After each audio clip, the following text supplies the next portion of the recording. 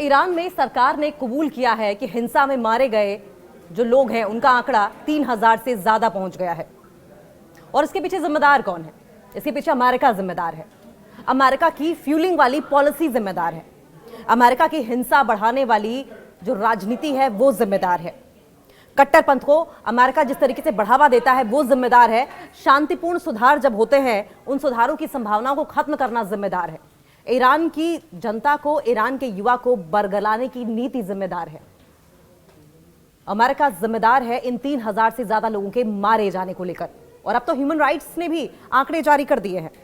हिंसक संघर्षों को अमेरिका की ओर से जन्म दिया गया, तानाशाहों को बल देने की कोशिश की गई, तख्ता पलट की कोशिश की गई अमेरिका की ओर से, युद्धों में भागीदारी इंडायरेक्ट तरीके से बढ़ाने की कोशिश की गई अमेरिका की ओर से, कठोर प्रतिबंध लगाने की कोशिश की गई। साथ साथ स्कूल कॉलेजेस में जितने स्टूडेंट्स हैं उन्हें डायरेक्टली या इनडायरेक्टली ईरान सरकार के खिलाफ, वहां के सर्वोच्च लीडर आयतुल्लाह खमनेई के खिलाफ बेवजह भड़काने की कोशिश की गई।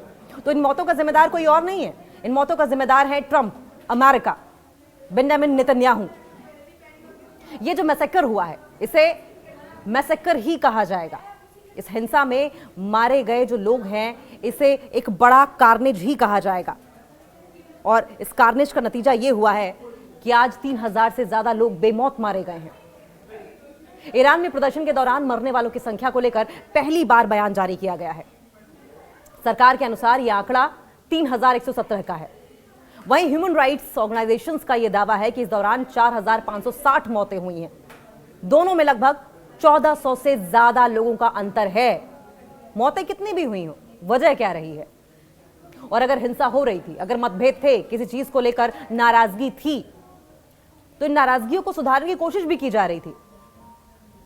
लेकिन आग में घी डालने का काम किसने किया? क्या अमेरिका ने बयान नहीं जारी किए? क्या अमेरिका ने नहीं कहा कि अगर ईरान की सरकार इन प्रोटेस्टर्स को हाथ भी लगाएगी तो अमेरिका साथ खड़ा दिखाई देगा? अमेरिका कहां खड़ा है? क्या अमेरिका ईरान आया? क्या अमेरिका जब इन मासूम लोगों पर गोलियां चल रही थी तो क्या अमेरिका ने आके बचाया? अमेरिका ने सिर्फ भड़काया। ईरान में हाल ही में हुए बड़े विरोध प्रदर्शनों को लेकर अब पहली बार सरकार ने मरने वालों का आधिकारिक आंकड़ा जारी किया है। अमेरिका के भड़काऊ भाषणों, उनके स्टेटमेंट्स, डोनाल्ड ट्रंप के social media post, truth social पर उनकी बयानबाजी, बेंजामिन नेतन्याहू के प्रोपेगेंडा, उनका नैरेटिव, हालत यह है कि बेवजह ईरान की जनता मारी जा रही है। ईरान की जनता को इतना भड़का दिया गया है कि वो अपने ही आवाम, अपने ही मुल्क के सर्वोच्च लीडर के खिलाफ सड़कों पर उतर आए हैं। हालात ऐसे हो गए हैं कि उन्हें कंट्रोल करने के लिए सरकार को एक्शन लेना पड़ रहा है। अगर एक्शन नहीं लिया तो ईरान पूरी तरीके से हिंसा की आग में जल जाएगा। और एक्शन अगर लिया जाता है तो लोग मारे जाते हैं। लोग मारे जाते हैं तो खामियाजा किसको भुगतना पड़ रहा है? क्या ईरान को? क्या ईरान की जनता को? क्या ईरान की आवाम को? या जो लोग मारे गए हैं उनके रिश्तेदारों को, उनके परिवार वालों को? लेकिन क्या अमेरिका ये समझता है? क्या ईरान की जनता ये समझ रही है? ईरानी सरकारी टीवी ने बताया कि इन प्रदर्शनों में कुल 3117 लोगों की मौत हुई है। ये प्रदर्शन 28 दिसंबर से शुरू हुए थे। सरकारी टीवी पर शहीद फाउंडेशन का बयान दिखाया गया था जिसमें कहा गया कि मरने वालों में से 2427 लोग आम नागरिक हैं और सुरक्षा बलों के सदस्य थे। आप सोचिए, आम नागरिक मारे जा रहे हैं।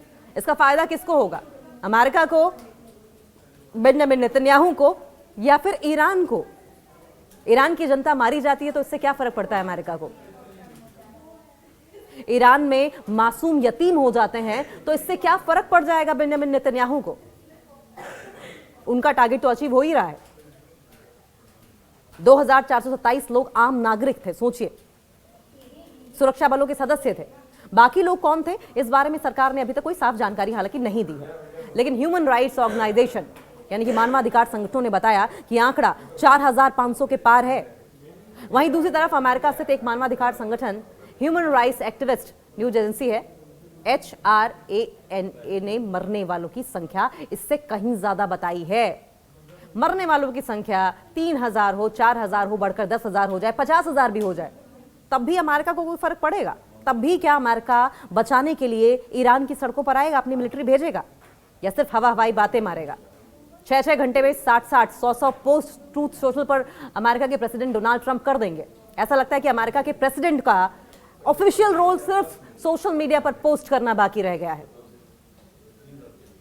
ये संस्था ईरान के अंदर मौजूद अपने कार्यकर्ताओं के नेटवर्क के जरिए जानकारी जुटाती है और पहले भी उनके आंकड़े काफी हद तक सही साबित हुए हैं। ईरान में हालात बद से बदतर होते चले जा रहे हैं। एक अंतर्राष्ट्रीय समाचार एजेंसी ने कहा है कि वो खुद से इन आंकड़ों की पुष्टि नहीं कर सके हैं, क्योंकि ईरान में हालात ऐसे हैं कि स्वतंत्र रूप से जांच करना बहुत मुश्किल है। और इससे इस बात का अंदाजा लगाया जा सकता है कि ईरान में हालात कितने गंभीर हो रहे हैं। और मरने वालों की सही संख्या को लेकर अभी भी सच्चाई पूरी तरीके से सामने नहीं आ पाई है। सरकार और मानवाधिकार संगठनों के आंकड़ों में अंतर ये दिखता है, और ये अंतर दिखाता भी है कि वहां की स्थिति कितनी सेंसिटिव और कितनी जटिल बनी हुई है, कितनी डिफिकल्ट है। और यही तो अमेरिका चाहता था कि वहां की स्थिति सेंसिटिव हो जाए, वहां की इकोनॉमी गिर जाए, लोग सड़कों पर आ जाएं, एक दूसरे को मारने काटने लगे और फिर ईरान बर्बाद हो जाए। ईरान अपनी ही सत्ता को जड़ से उखाड़ने की कोशिश करने लगे, वहां की आवाम बगावती तेवर अख्तियार कर ले। और यही तो अमेरिका की शुरू से पॉलिसी रही है। आप फ्यूलिंग करें, आप रसद सामग्री भेजें, आप डिफेंस आर्टिलरी भेजें, आप पैसा भेजें, आप हथियार मुहैया करवाएं, आप डिप्लोमेटिकली स्ट्रेटेजिकली वहां की सत्ता को कमजोर करने की कोशिश करें, हावी होने की कोशिश करें, देश को कंट्रोल में लेने की कोशिश करें। और फिर भी अगर देश ना माने, क्योंकि ईरान जैसा देश इसे बार बार दशकों से अमेरिका झुकाने की कोशिश करता रहा है और झुका नहीं पाया है, तो आखिरी रास्ता जो अमेरिका अपनाता है वो ये कि जनता को भड़का दो और सत्ता परिवर्तन कर दो। और अब की बार भी अमेरिका की ओर से यही कोशिश की जा रही है। इससे क्या फर्क पड़ता है कि मासूम लोग मारे जा रहे हैं? इससे क्या फर्क पड़ता है कि वहां के बच्चे यतीम हो रहे हैं? इससे क्या फर्क पड़ता है कि महिलाएं वहां की बेवा हो रही हैं?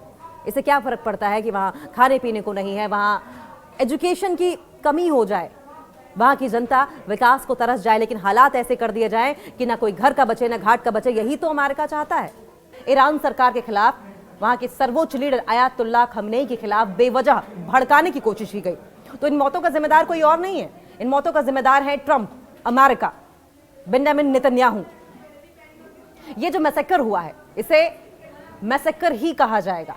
इस हिंसा में मारे गए जो लोग हैं इसे एक बड़ा कार्नेज ही कहा जाएगा।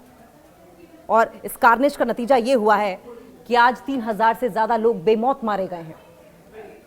ईरान में प्रदर्शन के दौरान मरने वालों की संख्या को लेकर पहली बार बयान जारी किया गया है। सरकार के अनुसार यह आंकड़ा 3117 का है।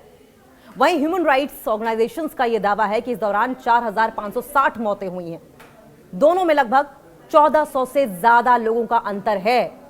मौतें कितनी भी हुई हो, वजह क्या रही है? और अगर हिंसा हो रही थी, अगर मतभेद थे, किसी चीज को लेकर नाराजगी थी, तो इन नाराजगियों को सुधारने की कोशिश भी की जा रही थी। लेकिन आग में घी डालने का काम किसने किया? क्या अमेरिका ने बयान नहीं जारी किए? क्या अमेरिका ने नहीं कहा कि अगर ईरान की सरकार इन प्रोटेस्टर्स को हाथ भी लगाएगी तो अमेरिका साथ खड़ा दिखाई देगा? अमेरिका कहां खड़ा है? क्या अमेरिका ईरान आया? क्या अमेरिका जब इन मासूम लोगों पर गोलियां चल रही थी तो क्या अमेरिका ने आके बचाया? अमेरिका ने सिर्फ भड़काया। ईरान में हाल ही में हुए बड़े विरोध प्रदर्शनों को लेकर अब पहली बार सरकार ने मरने वालों का आधिकारिक आंकड़ा जारी किया है। अमेरिका के भड़काऊ भाषणों, उनके स्टेटमेंट्स, डोनाल्ड ट्रंप के social media post, truth social पर उनकी बयानबाजी, बेंजामिन नेतन्याहू के प्रोपेगेंडा, उनका नैरेटिव, हालत यह है कि बेवजह ईरान की जनता मारी जा रही है। ईरान की जनता को इतना भड़का दिया गया है कि वो अपने ही आवाम, अपने ही मुल्क के सर्वोच्च लीडर के खिलाफ सड़कों पर उतर आए हैं। हालात ऐसे हो गए हैं कि उन्हें कंट्रोल करने के लिए सरकार को एक्शन लेना पड़ रहा है।